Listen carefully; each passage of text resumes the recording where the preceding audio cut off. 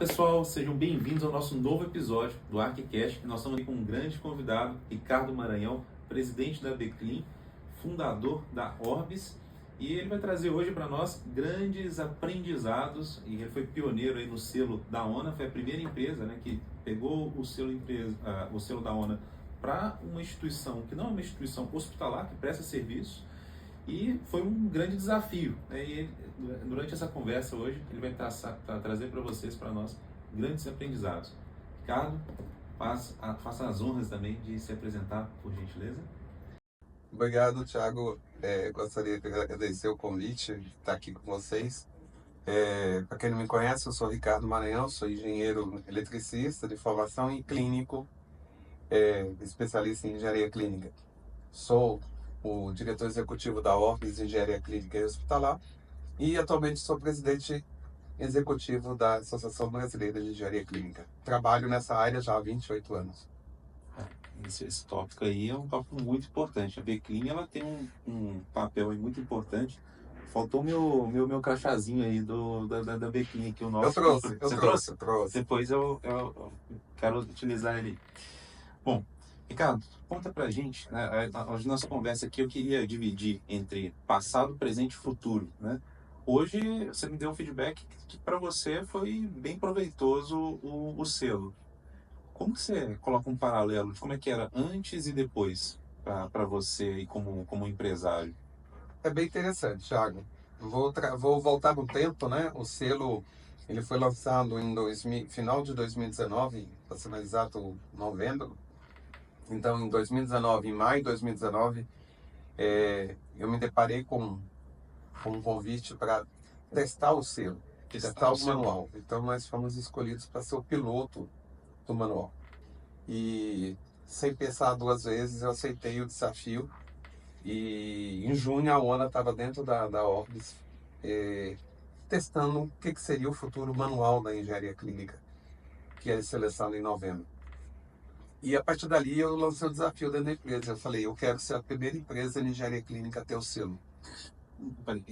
De onde que surgiu para fazer para prestadora de serviço? E não... A ONA ela tem um manual que se chama Selo de Qualificação de Facilities. E nesse caso ela entendeu, e eu falo isso muito nas minhas palestras da Beclean, a ONA sempre reconheceu a engenharia clínica. Então eu falo que já é um reconhecimento do mercado. Há muito tempo que o engenheiro clínico ele atua na parte de acreditação hospitalar, né? Tem o capítulo 4.1, ao qual nós temos um papel fundamental na acreditação hospitalar, na gestão dos equipamentos para a acreditação hospitalar, que é o nível 1, nível 2, nível 3, que o pessoal conhece, né? E a partir daí eles têm um manual que chama selo de qualificação. Então são dois qualificações diferentes. Tem a acreditação hospitalar, que tem um ONA 1, ONA 2, ONA 3, e tem um selo de qualificação, que é um nível só, que aí tem os vários tipos de serviços, esterilização, lavanderia, higienização, e aí em 2019 eles trouxeram a engenharia clínica para dentro do manual. E até me explica melhor, tem a diferença do selo pleno e selos iniciais, o que é isso? Isso na acreditação hospitalar. No caso da qualificação, que esse selo para engenharia não tem nível, é um nível, é só uma qualificação única. Entendi. Isso. Então a diferença é um que chama, então eles selo de acreditação, né? Nível 1, nível 2, nível 3, e o selo de qualificação de serviços, o qual tem o serviço de engenharia clínica. E você que foi né, fez o teste, né, disso, foi tranquila essa transição? Porque é um ambiente totalmente diferente. Diferente. Como é que foi esse desafio? Primeiro se deparar com um manual de mais de 800 requisitos. Então, quando você chama isso para análise, você assusta, né? Porque são muitos requisitos, são trabalhados em 4 sessões. Você tem a parte organizacional, identidade, parte de liderança, a parte de organização da empresa, a parte de apoio e a parte da operação. Então, todos eles têm diversos subitens, vai desde gestão de pessoas, gestão financeira, equipamentos, infraestrutura, até a gestão da operação, onde é o que o engenheiro entende, né? Lá na ponta, que é o planejamento, a execução e o monitoramento. Então, tudo isso somando são mais de 800 requisitos que a empresa de engenharia tem que atender.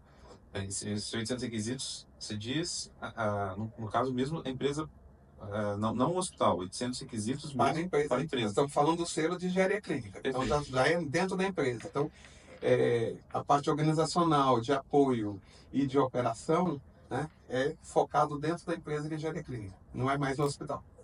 Dá um resumo para a gente aí. O que são esses 800? Quais são os... Dá um panorama. O que engloba e dá alguns exemplos. Então, como você estava falando assim, como era antes, né? Então, a gente precisa estruturar um departamento de pessoal, tem que estruturar um departamento financeiro, tem que estruturar um setor de patrimônio, tem que estruturar até a questão de infecção, controle de infecção dentro da empresa, biossegurança, tem que estruturar um canal de comunicação. Então, você vai dividindo por partes, né? Departamentos dentro da sua empresa, que às vezes a gente, como engenheiro, pensava lá na ponta, não, tem que fazer manutenção. Não, é muito mais que isso. Eu tenho que estruturar a minha empresa para atender todos esses parâmetros. Não é só atividade fim que está... Atividade fim, não. Eu tenho toda uma atividade de organizacional, então tem essa parte dentro do manual. Eu tenho toda a parte de apoio. E aí vem a parte fim, que a gente chama de gestão operacional. Então, antes eu tenho toda essa estrutura que eu tenho que montar dentro da empresa para chegar naquela parte fim que a gente está acostumado a fazer, né? Seja no processo de acreditação ou não. Como é que você colocaria, então, esse selo ONA versus uma ISO 9001, por exemplo? Eu digo que até boa pergunta, a gente, depois que obteve o selo ONA, nós conseguimos em 2020, então voltando na história, né, para contar um pouquinho para os nossos espectadores, o selo, a gente fez os testes, né, em 2019, lancei o desafio dentro da empresa e a gente começou a trabalhar isso dentro da empresa entre 2019 e 2020. Aí todo mundo sabe a história, né, 2020 veio o Covid. Então, no meio do Covid, no meio daquela loucura de trabalho, né, que nós fomos, né, essenciais aí durante o processo do Covid. Estão testando o selo e no meio do Covid. No meio do processo do Covid. Mas a gente trabalhou, eu criei uma comissão de qualidade dentro da empresa, tinha uns 6 membros, e era reunião semanal. Elaboramos mais de 1.200 planos de ação para atender o objetivo, né, que era atender o manual. E nós estamos trabalhando de julho de 2019 até setembro de 2020. Foi mais ou menos um ano de trabalho. E imagino que parte deles, quando estava no Covid, parte do seu time estava de home office ou não? Não, a gente conseguiu trabalhar, a gente conseguiu exatamente, usando esse plano de ação, de buscar os requisitos do manual, a gente foi entendendo como a gente deveria trabalhar durante o decorrer do Covid. Então, nós conseguimos implementar processos dentro da empresa de controle, de acesso, de visão de pessoas. Então, a gente teve poucas baixas durante o Covid e não precisamos usar muito o home office. Isso é interessante, porque muita empresa sofreu no home office justamente não só por todo o contexto, mas também na falta de processos. E imagino que todo esse selo ajudou aí. Ajudou. E a gente entendia que a gente tinha que trabalhar isso durante o decorrer do processo. Nós não desistimos do processo, que podia falar, não, espera o Covid passar e a gente continua. Não, a gente continuou trabalhando como se fosse amanhã. E aí, na hora que abriu a janela de oportunidade, que era agosto para setembro de 2020, que começou a usar novamente os aeroportos, a gente se candidatou ao selo e tivemos êxito e fomos a primeira empresa a ter o selo de engenharia clínica no Brasil. Quais foram os principais indicadores que mudou na sua empresa antes e depois do selo?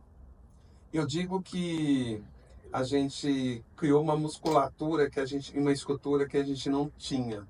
Então, isso nos fez trazer projetos maiores, projetos mais complexos.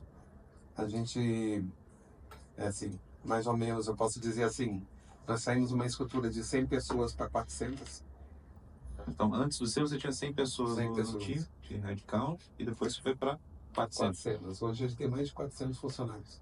Mas isso Deixa eu tentar entender. Eu imagino que tem vários benefícios, mas Sim. você acha que foi mais... o selo deu mais confiança para outros hospitais fazerem os contratos e por isso você cresceu? Foi mais... Eu sei que é uma soma de fatores, né? É uma soma de fatores. Mas o peso maior foi, você acredita que mais um caminho do crescimento, o crescimento empurrou, ou foi do processo, que o processo permitiu internamente que você conseguisse replicar?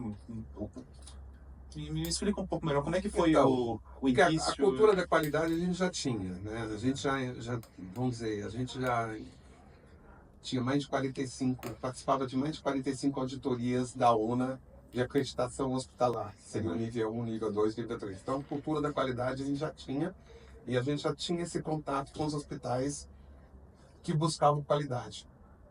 Um selo nos deu uma segurança, e também para o cliente, que ele tinha uma empresa de qualidade. Uma empresa de engenharia com qualidade, a gente até brinca, chama qualidade reconhecida, né? Então, hoje eu sou uma empresa que tem qualidade na área de engenharia clínica e ela é reconhecida por um organismo de acreditação como a ONA. Então isso para nós uma grande felicidade de eu ter hoje, e manter, né? Não é só ter, né? É manter. Porque eu digo que não é um selo, o selo é um papel, né? Que a gente põe na parede. Mas o mais importante é a herança disso. O que traz de benefício com a obtenção desse selo. Você está falando que só ter o selinho ali não adianta nada. Não adianta nada. Porque você tem, depois você pode perder. Então a questão é de você manter. E aí eu acho que isso é um desafio muito grande meu e da minha diretora, Alessandra, que trabalha comigo e a minha esposa. Nós, como donos da empresa, a gente nunca se contentou só com aquilo. Então a gente continuou nos desafiando cada vez mais. E ao mesmo tempo o processo é assim. Você chegou no nível, na próxima auditoria que seja a manutenção desse selo, porque o selo assim, a cada 2 anos você é recertificado. E esse processo... E ele só te pede mais e mais e mais. Então assim, o nível de desafio continua aumentando. E com curiosidade, como é que funciona esse processo? Eles vão até a empresa? É uma auditoria interna. Com a data marcada. Com data marcada, geralmente a semana toda. E eles vão para os setores, como é feito no hospital, sim, só que é feito na empresa. Então, eles vão olhar a parte organizacional da empresa, a liderança, a parte de comunicação, a parte de gestão, a parte financeira, a parte administrativa. E qual que é a tolerância para não conformidades? Assim, então, você tem que atingir no mínimo 85% de cada sessão dessa. Para cada uma? Cada um. E se você tomar uma não conformidade de não comunicação, pode. Você perde o selo, por mais que não seja... Você perde o selo. Então, a não conformidade é um ponto que tem que ser preocupado, né?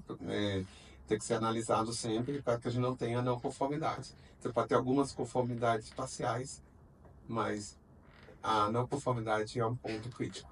E desse qual que você acha que é o mais desafiador, assim, desses setores?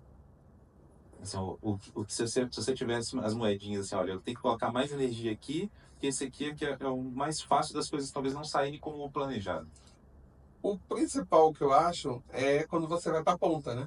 Porque você tem um padrão de qualidade dentro da empresa e no final a gestão da operação é na ponta. Então você é avaliado na ponta. Então você tem que refletir toda essa qualidade lá na ponta.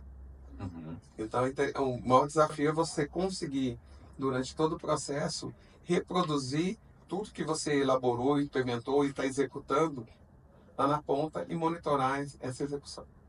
E nesse ponto, a auditoria, como que eles fazem para auditar isso, se está funcionando bem ou não?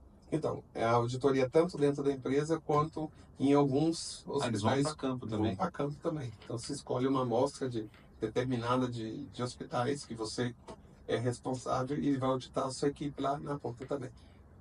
É desafiador. Muito desafiador. Querendo ou não, a gente sabe que quando a gente está dentro de casa, o ambiente é um pouco mais controlado. Né? A gente vai para campo e já começa a ter muitos imprevistos. Então, assim, o que nos obrigou durante o decorrer, aí, né, voltando à nossa história, né? Durante o decorrer da execução, os treinamentos necessários, a gente trouxe, né? Às vezes a engenharia a gente acha que é só um software de manutenção que eu preciso. Não, eu preciso de software financeiro, software de comunicação, software de qualidade. Então a engenharia geralmente tem contato com software de qualidade porque era do cliente. Agora eu tenho que ter o meu software de qualidade. A gente não é muito comum a gente ver as empresas prestadores colocando software de qualidade. Exatamente. E você já mencionou muitas vezes que você foi um divisor de águas. Assim. Foi um divisor de águas. No primeiro momento, na hora que me falaram isso, eu falei, para que mais o software? E hoje eu sou um dos maiores entusiastas desse software. A gente usa ele para tudo. Reunião. O que você metrifica? Eu coloco todos os indicadores lá da operação. Então, desde os indicadores básicos que a gente trabalha, né? Manutenção, calibração, como tem indicadores desde perda de cliente, ou aumento de cliente, ou até de gente de gestão, qual foi a minha rotatividade de empregado, né, de saída, financeiro, desde de atingir, né, os valores, né, EBITDA, etc. Então, cada área dessas, você vai ter seus indicadores específicos. E aí eu coloco tudo isso dentro do software de qualidade. Imagino que antes da certificação, é como se dirigir um carro com uma névoa ali, sem enxergar. A gente já, vamos dizer, discutia só indicadores de operação, né? E agora eu tenho vários indicadores para a minha organização. Vou aproveitar, na verdade, a gente brinca em indicadores, assim, no mundo ideal a gente metrificar tudo, só que o nosso cérebro, se a gente for tentar metrificar tudo, a gente não consegue.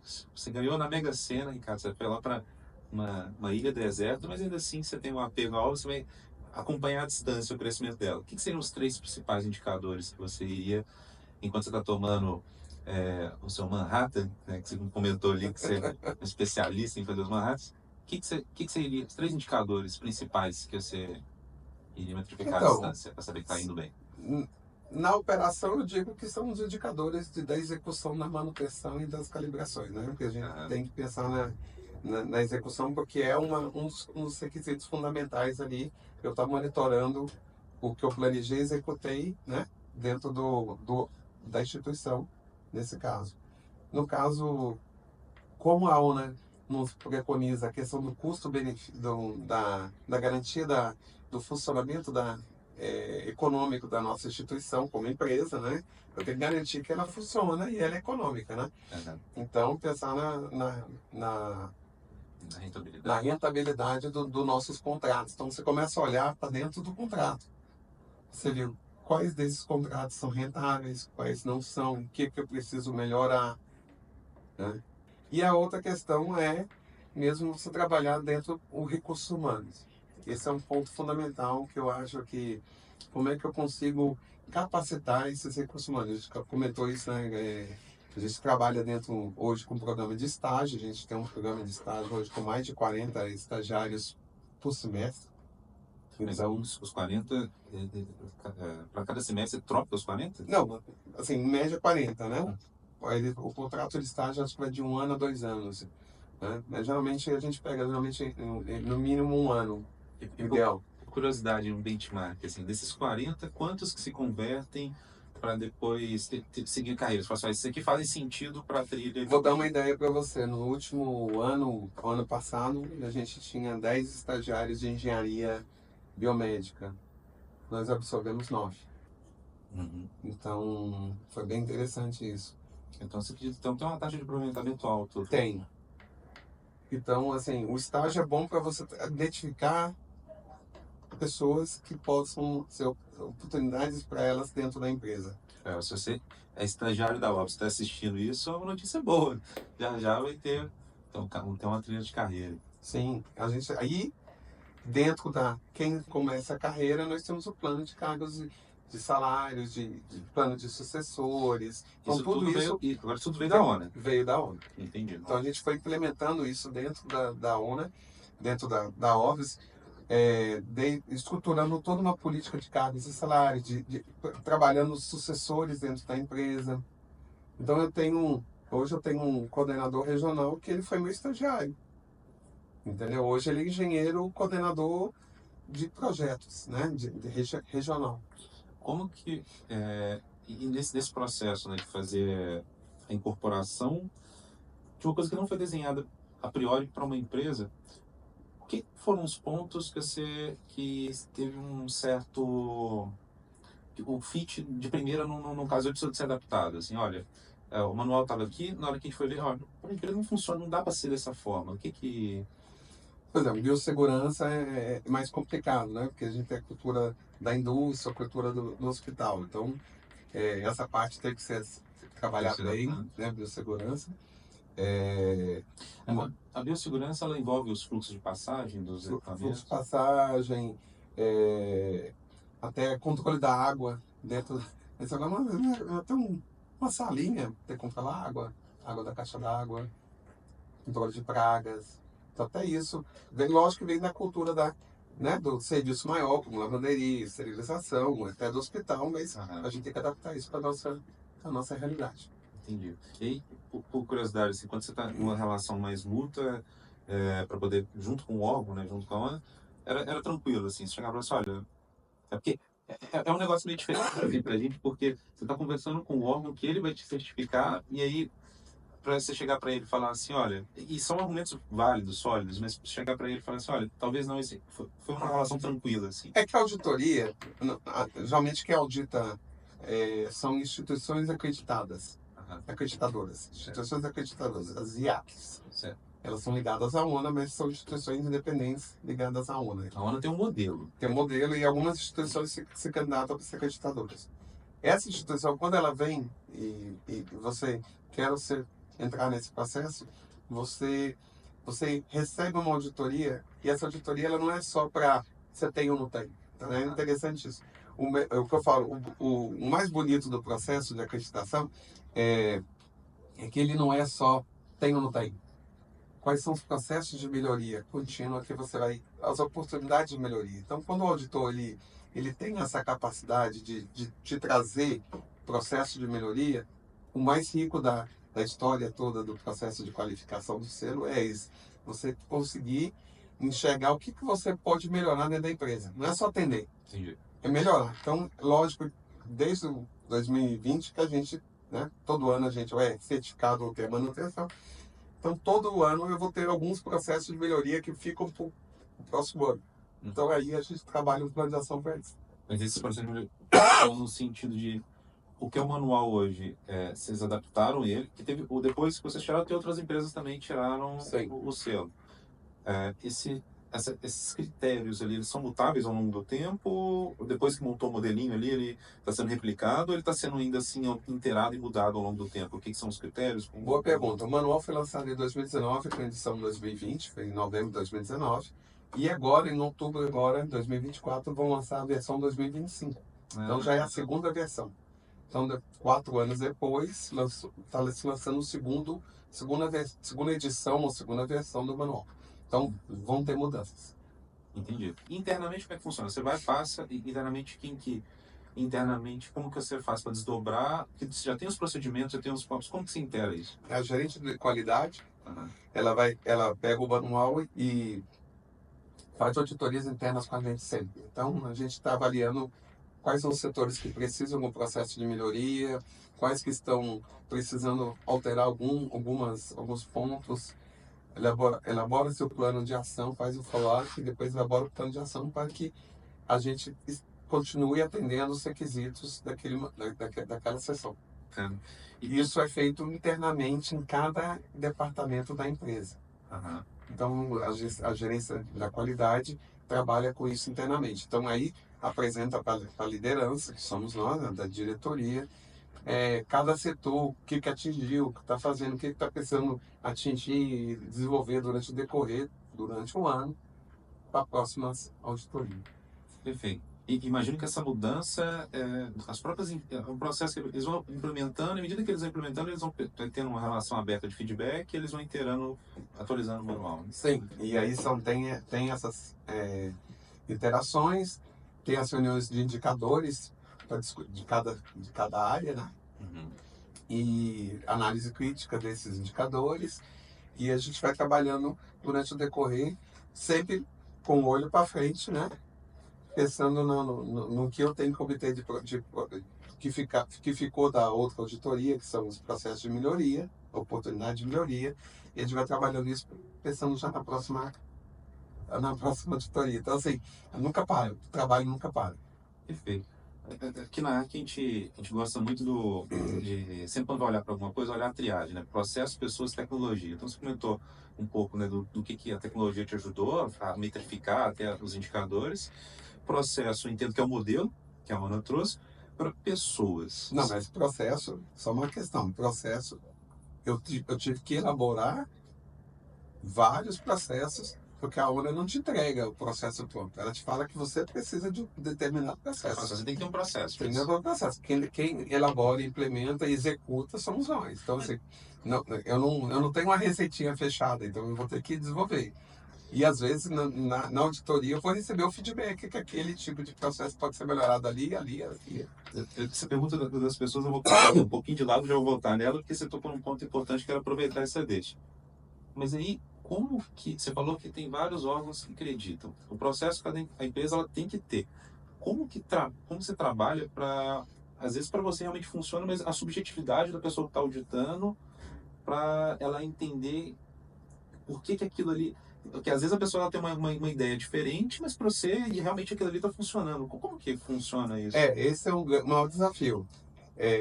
O auditor ele tem uma capacidade de análise e que às vezes não é a mesma que a sua. Então, mas como eu disse, o melhor da auditoria e do bom auditor é quando ele identifica aquilo ali como já um processo e ele te recomenda algumas alterações ou modificações para a melhoria. Mas a recomendação não é uma não conformidade ali. Não. A não conformidade é uma coisa mais grosseira. A não conformidade é que você não tem. Tá. Né? Então, se você apresenta o processo, lógico que ele pode falar assim, não, isso aqui poderia melhorar. Entendi. Você poderia fazer um pouco mais, né? Você poderia desenvolver mais essa determinada ação. Aí tudo bem. O que ele considera, o auditor, o que é o basal, assim, o que precisa de ter em um processo? Para evitar que a pessoa chegue, só faça um pop e fala qualquer coisa, não, esse aqui é um processo. Eu entendo que isso, ele fala que tem, mas não é uma coisa viável. O que é o mínimo que tem que ter para o auditor chegar e falar assim, olha, vou dar só recomendação, não vou dar uma não conformidade? Não, é que você tem que ter evidências, né? Não é só ter o POP. Certo. O POP, você escreve, POP é papel. Mas como é que você implementou? Certo. Como é que você está executando? Como é que você está monitorando esse processo? Então, é interessante. A gente hoje tem mais de 400 documentos dentro desse sistema da qualidade. Então, você vai elaborando todos os documentos de cada setor, atendendo a essa necessidade. Então, e aí você tem que disponibilizar isso para toda a sua equipe. Então, aí vem a educação e treinamento, formação desse pessoal aí, como você falou do tripé, né? Das pessoas, eu vou ter que formar e capacitar essas pessoas. Então, não é só... Então, novamente, não é só porque eu sou engenheiro, cheguei, tenho diploma de engenharia clínica ou engenharia biomédica, eu estou preparado. Não, eu tenho que estar preparado não é só para engenharia clínica, eu tenho que estar preparado para todo esse calhamaço, o arcabouço de normas e POPs. E que às vezes lá na faculdade a gente não tem, lógico. A gente não aprendeu POP na faculdade. Então eu vou ter que disseminar todas essas informações. E aí a educação e treinamento, a gente tem 2 vezes, ou 1 a 2 vezes por semana, educação e treinamento online com toda a nossa equipe para disseminar os conhecimentos. Como que vocês fazem para poder saber o que é o conhecimento que vai ser essa semana? Como vocês montam? Não, a gente monta uma programação de educação continuada dentro da empresa. Então isso é fundamental, eu desenvolver essa educação. Porque a gente era cobrado nisso lá na ponta do hospital, para o uso e operação do equipamento. Agora não, eu tenho que trabalhar o POP o PGTS, o POP de recebimento de equipamento, o POP de transferência. Então eu vou trabalhando todos esses procedimentos dentro da engenharia clínica para que o engenheiro lá na ponta também tenha noção disso, né? Então, por exemplo, pode perguntar até assim, como é que você audita o inventário? É um questionamento do auditor. Aí o engenheiro tem que saber, não, eu audito o inventário a cada 6 meses, ou eu vou auditar uma amostra, ou vou auditar ele inteiro. Então, tem que ter. Então, eu estou dando um exemplo, né, simples de uma pergunta de auditor. Como é que você audita o inventário? Então, o engenheiro lá na ponta tem que saber qual que é o POP específico do inventário e como é que se trabalha a auditoria lá dentro. Então, eu entendo que o que você está comentando, assim, basicamente tudo vão ser procedimentos, e não adianta você só mostrar uma folha. Então, se eu chegar e falar assim, olha, eu quero ter uma ONA, aí eu falo, Ricardo, ó, me manda os documentos aqui, Sim. e eu tenho que estar mostrando a execução deles, e o que você está falando é que essa execução é um desafio, porque são pessoas, e pessoas são, olha, me dá aí a dica de ouro aí, qual que é se você pudesse voltar aí 2 anos atrás, aliás, mais próximo do início do processo de implementação, se você pudesse falar uma frase para o Ricardo do passado que ela vai te ajudar, que hoje você sabe, mas naquela época você não sabia, o que você ia falar para esse cara? Não, eu acho que o ponto fundamental hoje, olhando para o passado, é pensar exatamente na viabilidade desse projeto. Porque tem algumas críticas hoje que algumas empresas que não entendem isso como avanço, entendem como custo. Uhum. E eu falo, a qualidade não é custo, a qualidade é investimento. Uhum. Então, eu não me arrependo em nenhum momento de todo esse processo. Eu acho que se eu conseguisse ter feito mais rápido, seria melhor ainda. Então, talvez era você ter falado assim, ó, acelera aí, é um investimento Acelera aí, importante. é um investimento. E eu digo hoje, hoje eu ainda digo que, para mim, foi a melhor escolha da minha vida. Foi ter escolhido o processo da qualidade. Porque, para mim, hoje a empresa, a Orbis, hoje é uma das maiores empresas no mercado. E ela está como uma das maiores empresas porque ela foi para o sentido da qualidade. Entendo que tem muita gente que está assistindo que tem interesse também em ter um Celona, e eu acredito que as suas falas incentivam as pessoas que estão escutando para assim, olha, é uma coisa bacana, né? Só que, pelo que eu entendi, e até pelo que a gente já conversou, não é uma coisa que é simplesmente, ó, vou ter um selo e foi. Você tem um processo e também você precisa de montar um previsionamento financeiro, até o retorno vir, né? Dá uma ordem de grandeza do que você investiu, assim, não precisa te dar muitos detalhes, mas que é uma ordem de grandeza e o período de payback que você teve até ter um retorno, você sentiu o retorno aqui. Então, eu digo assim, bem claro, que o investimento ele não é barato, mas vai depender do tamanho da empresa. Né? Mas eu digo que é um valor assim, é lógico que vai depender do tamanho da empresa, mas se você jogar aí uma gerência da qualidade ou consultoria específica na qualidade, você jogar softwares que são necessários como ferramenta para sua gestão, você trabalhar a capacitação dos seus funcionários, você trabalhar todo esse desenvolvimento desse material e implementar estruturas que você não tinha, né? Você chega numa grandeza muito, assim, lá, acima de 100 a 200.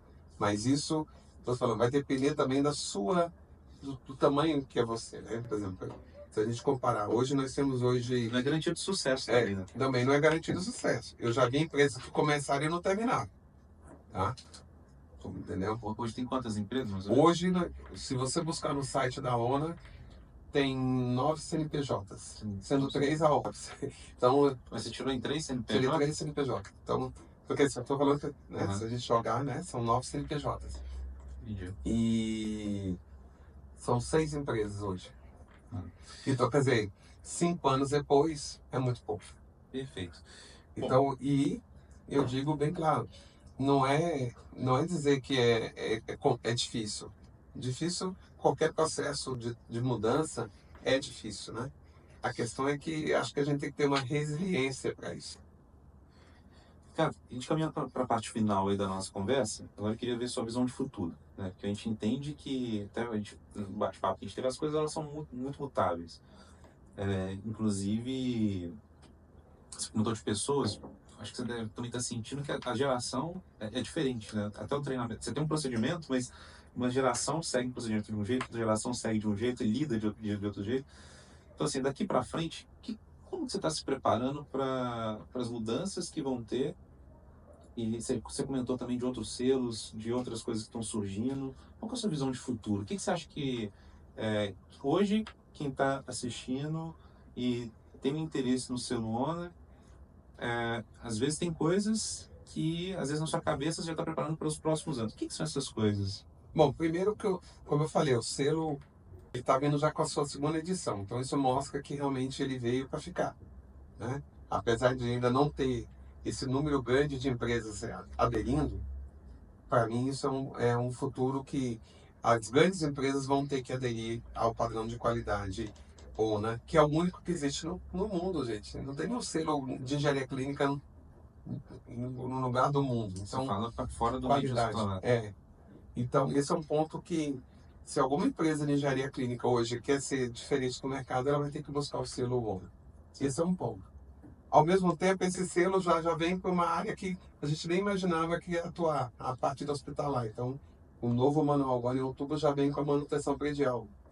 Esse é um detalhe, ó, tá saindo em primeira mão aí quando o Ricardo é um insight que ele já tinha cantado a pedra. Fala um pouquinho mais pra gente. Desde que lançamos o selo de engenharia clínica, eu digo que o futuro é engenharia hospitalar também. E está vindo agora, a ONA entende também que a manutenção predial é necessária ter um padrão de qualidade. Então é um novo selo que está chegando agora em outubro, com a segunda edição do manual. Já estava difícil formar outro profissional, agora formar o hospitalar, que é o futuro ali, Então, muito difícil ainda. Vai ser legal, porque nós vamos ter um padrão de qualidade nas duas áreas. Porque a gente sempre falava assim, a engenharia clínica é diferenciada e a engenharia hospitalar é mais chão de fábrica, né? Agora não, eu vou ter também um padrão de qualidade para a engenharia hospitalar. Então é muito legal o que está saindo agora, porque eu acho que é um campo também, para quem estava nos ouvindo, é um campo interessante de trabalho. Inclusive os orçamentos do hospitalar lidam com orçamentos bem maiores. Uma ordem de grandeza, assim, em percentual. O hospitalar normalmente lida... Então, eu falo de 20 a 30, hospitalar, eu estou falando de 300 a 1 milhão. Então, é muito, 100 vezes, né? Então, 10 vezes maior, né? 10 a 15 vezes. E a outra questão que eu acho, que eu digo bem claro, Baju, é que não é só a ONA que tem qualidade hoje. Existem outras sociedades que estão trabalhando também em programas de qualidade. Então temos aí o programa de acreditação na área de diagnóstico por imagem, que é o PAD, que é do CBR. Tem um de laboratório de análise clínicas, que é o PAC. E tem um de anatomia patológica, que é o PALC. Então, esses programas aí, lógico, eles são similares. Eles abordam esses outros aspectos,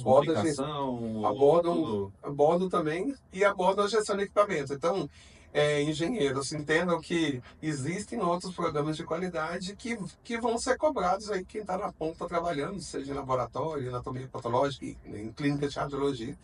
Vão surgir essas oportunidades aí de acreditação também nessas sociedades. Imagem é uma área que eu ainda acho que ainda tem muito para poder crescer. A gente fez uma viagem a gente participou de algumas feiras nos Estados Unidos. A gente percebeu que lá a parte de equipamento de suporte à vida, de maneira geral, eles lidavam de uma forma... Aqui, se a gente for perceber uma tendência de mercado, né? Obviamente o mercado é diferente, mas lá quem abre dinheiro mesmo era com imagem lá. Né? Mas essa ideia de que lá fora, né, e a engenharia daqui é diferente, eu até gostaria de colocar isso bem claro. É uma das grandes falas que eu ouvi do Calil, professor Calil, esses dias, nós temos uma engenharia clínica brasileira. Porque quando a gente, assim, quem é mais novo não entende, eu vou explicar. Eu formei em 96, então, quase 28 anos atrás. E não tinha norma, não tinha documentos, não tinha manuais, não tinha livro, tudo era americano. Então, se a gente queria uma literatura, era americana. A gente trazia americanos para dar palestra aqui. No American College? Então, hoje a gente fala como? Hoje a gente tem uma cultura brasileira de engenharia clínica.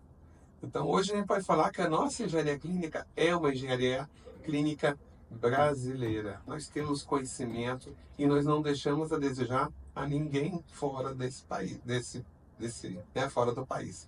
Então nós temos uma engenharia, né, e é tal ponto que a gente tem um selo de engenharia clínica, um selo de qualidade, que nos outros lugares não tem. Então hoje nós podemos falar que nós temos uma cultura hoje, né? A Bepin está fazendo 21 anos agora. Então nós já temos uma cultura grande nesses 21 anos.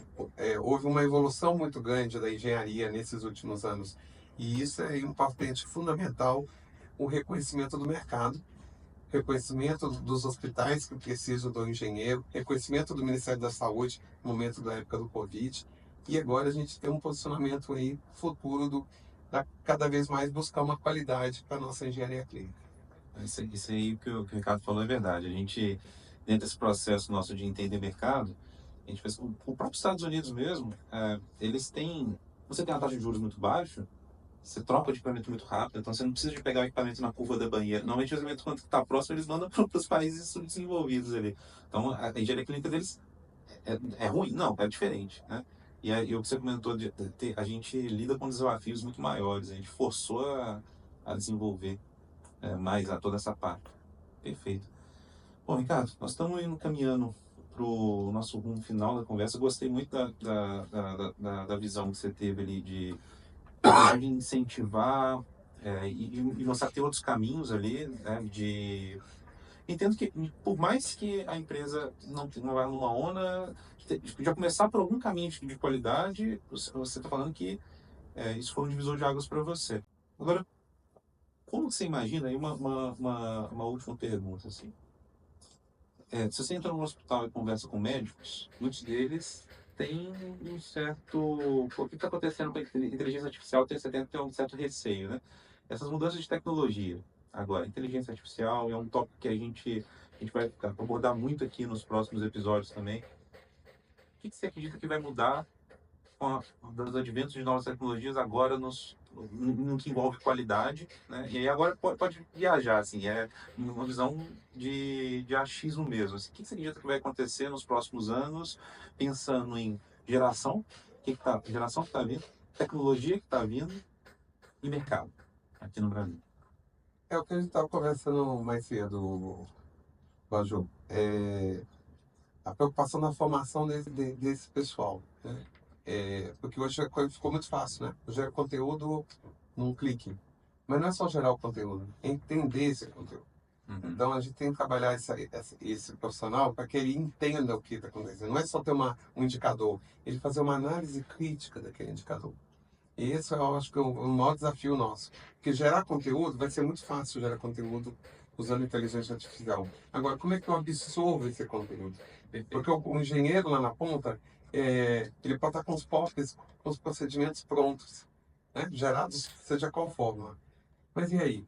Como é que ele entende? Como é que ele conseguiu absorver aquela informação e aplicar aquilo ali na ponta, na hora do problema? Ele não vai ficar ligando para a inteligência artificial perguntando como é que ele resolve. Então ele tem que entender como é que ele usa aquele conhecimento para a resolução. E eu acho que esse é o maior desafio hoje da nossa formação. Ele entender o que ele está tendo em mãos. Concordo 100%. Eu gosto que a base é dados, então você tem que ter as informações que você não tem, depois a informação, depois conhecimento. Então, você ter só informação não adianta e o conhecimento é o mais difícil, né, de cruzar. O indicador, ele não é só ter um indicador, né? Como você falou, eu posso ter 50 indicadores no meu painel e não saber fazer uma análise crítica. Eu acho que um dos principais desafios hoje na formação do engenheiro é ele saber fazer uma análise crítica daqueles parâmetros. Ele saber o que representa aquele indicador. E isso é um ponto fundamental. É na mesma coisa na calibração. Eu tenho tudo pronto na calibração, mas como é que eu analiso aquele certificado de calibração? Como é que eu sei que aquele parâmetro está correto? Atende, né, a necessidade da minha instituição? Está de acordo com os parâmetros adequados daquele setor? Esse é o principal desafio. A formação do engenheiro para que ele entenda e saiba analisar os dados que estão nas mãos. Que dados não vamos gerar demais, né? Hoje A gente nem consegue processar. Então, como é que eu vou fazer? Porque não é só olhar e falar, eu atingi a meta, tá? Mas atingir a meta, o que significa atingir a meta? Uhum. Então, esse é o ponto que eu acho que é o maior desafio nesse tripé, na formação e capacitação dessas pessoas, dessa geração nova, que tem toda a tecnologia em mãos, né? Não é só ter a tecnologia, é saber usar essa tecnologia e saber analisar esses dados que estão chegando de forma, né, sistemática e rápida. Então, como é que eu vou analisar isso? Então, eu acho que essa análise crítica é que nós vamos ter que trabalhar com os engenheiros. Para mim, eu acho que o maior desafio hoje é formar um engenheiro com perfil que ele consiga analisar o que ele tem em mãos. Concordo 100%. Que tenha desenvolver uma análise crítica. Cara, foi muito bom o bate-papo. Gostaria de agradecer imensamente a sua presença, ao conteúdo que você compartilhou, né? É um conteúdo que Você não encontra aí, é um conteúdo que foi na sua experiência, né? Então isso é muito bacana. Sua mensagem final para o público. Eu queria dizer que agradecer novamente o convite, Baju, a Arquimedes está aqui falando com vocês sobre o selo, e dizer para vocês, profissionais da engenharia clínica, que a qualidade é um caminho sem volta. Eu acho que as empresas, a gente hoje tem muitas críticas em relação às empresas terem valores baixos, processos, mas isso tudo tem a ver com uma política, não ter uma política de qualidade. No momento que você tem uma empresa com qualidade, lógico que eu consigo ter uma valorização do profissional, ter valorização dos contratos e a busca de melhorias para a carreira profissional. Então, isso tudo, gente, o único caminho que eu vejo é a busca da qualidade, a busca de uma empresa com qualidade, e isso é um caminho que eu digo que é um caminho sem volta. As grandes empresas que estão no mercado, que querem continuar no mercado, elas vão ter que buscar qualidade. Elas vão ter que buscar tanto o ONA, ISO e esses outros selos que estão vindo aí. Porque é importante que a gente tenha isso como eu falo assim, com muito orgulho, sabe? A gente brinca dentro da obra e fala assim, eu tenho o selo ONA de um lado e o selo ISO do outro, na camisa. Então, a gente carrega esse selo com orgulho. E isso eu vejo que é o diferencial nosso. A gente saber que a qualidade, ela não é só um papel. A qualidade, ela é reconhecida, ela está ali, ela está sendo usada o tempo todo e sendo vista o tempo todo. E isso nos traz uma força que eu digo que é o mais bonito de todo o processo. A gente consegue crescer com qualidade, com estrutura e com resiliência. Então, quando a gente vai trazendo todo esse processo, a gente vai crescendo e vai vendo as diferenças. É difícil a gente falar isso em uma meia hora, 40 minutos, porque é uma coisa que já é um processo que já dura 5, 6 anos, né? E a gente cada vez mais vê que ele está vindo com sempre cada vez mais uma busca incessante por uma qualidade que é visível, né? Que a gente precisa ter e que o cliente identifica. Então, hoje eu vejo que o cliente, a maior parte dos meus clientes, eu tenho 6, 7 anos que estão comigo. Então, eles sabem que ali ele tem uma qualidade, ele tem um padrão, a gente até brinca, a gente tem um padrão Orbis. Um padrão de qualidade Orbis. Quase um selo, então.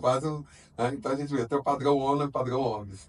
Então, esse é o ponto interessante. A gente buscou isso e o nosso cliente identifica que ele tem uma segurança com a empresa, porque a empresa demonstra a qualidade nas entregas dos serviços. Muito obrigado. Ó, pessoal da ONA que estiver assistindo aí, pode marcar aí, ó. Nós estamos no final de setembro. A busca depois aí desse podcast vai começar a aumentar aí pelas certificações. Muito obrigado, pessoal. Fiquem com a gente aí nos próximos episódios. Nós vamos trazer outros grandes convidados aqui para a gente poder passar conhecimento para vocês. Um grande abraço. Até mais.